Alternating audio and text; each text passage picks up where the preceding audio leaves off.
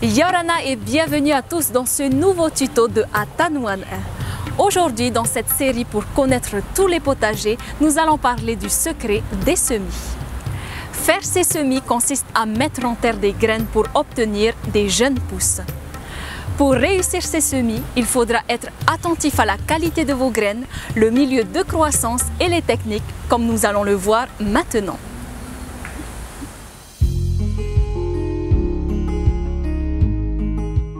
En prévision du semis, vos graines doivent provenir d'une source sûre et être de bonne qualité.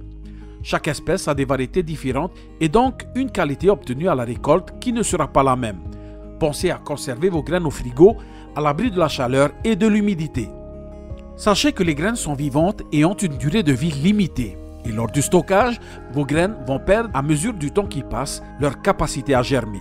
Certaines graines de légumes peuvent être directement semées dans le champ, mais d'autres doivent passer par une pépinière avant d'être repiquées, c'est-à-dire replantées dans votre parcelle.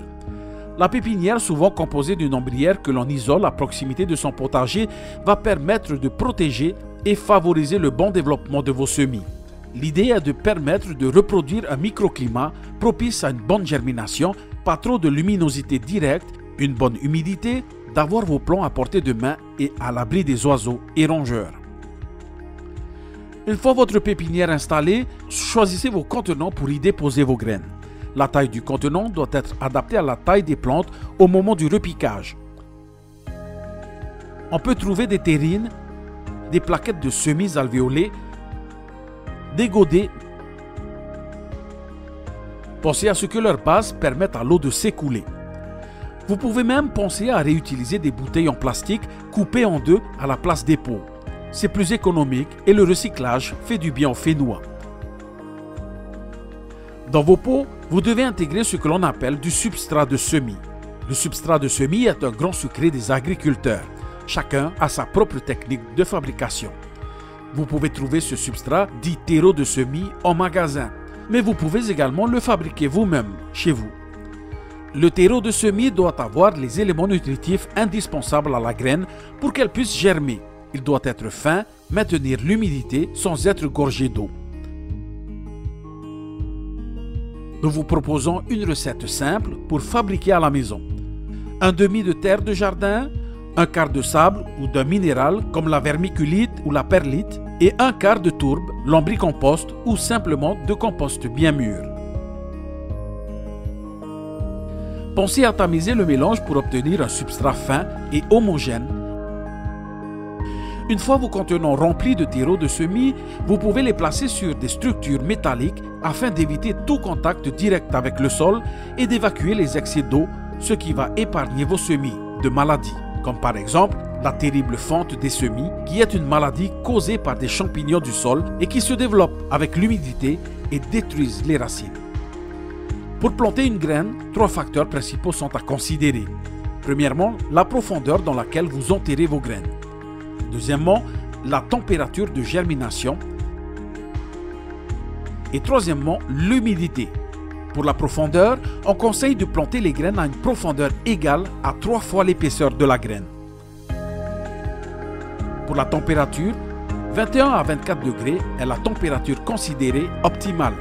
S'il fait trop chaud, vos graines ne germeront pas correctement. Pour l'humidité, arrosez vos semis délicatement et en douceur. Veillez à ce qu'il y ait une pluie fine pour ne pas déplacer les graines ou enlever la couche de substrat qu'il y a au-dessus et rater vos semis. Au champ ou en pépinière, voici quelques méthodes populaires pour planter vos graines. Le semis en ligne est de déposer graine par graine dans un sillon droit. Cette technique est à privilégier si vous souhaitez obtenir un jardin bien ordonné. L'espace régulier entre les lignes de légumes facilitera le passage de la binette pour désherber et décompacter la terre. Il est idéal pour vos légumes racines comme la carotte, le navet, le radis et les légumes en pépinière. Utilisez le semis en poquet pour tous vos concombres, pastèques et haricots longs. Cela consiste à creuser un trou pour y déposer 2 à 5 graines. Cette méthode est particulièrement adaptée pour les plantes buissonnantes ou grimpantes. On plante plusieurs graines pour ensuite effectuer une sélection et ne conserver que le ou les plus beaux plants dans chaque trou. La technique du semis à la volée s'utilise pour des plantes à croissance élevée car elle couvre le sol rapidement. C'est par exemple le cas du persil et des radis et la grande majorité des aromates. Répartissez chaque graine le plus régulièrement possible sans avoir la main trop lourde.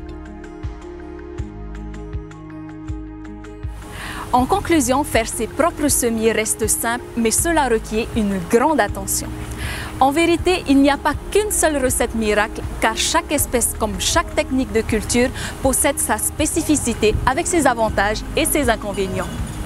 À vous de choisir la méthode qui vous convient le plus en fonction de ce que vous voulez obtenir et sachez qu'avec le temps, vous vous perfectionnerez avec votre propre expérience.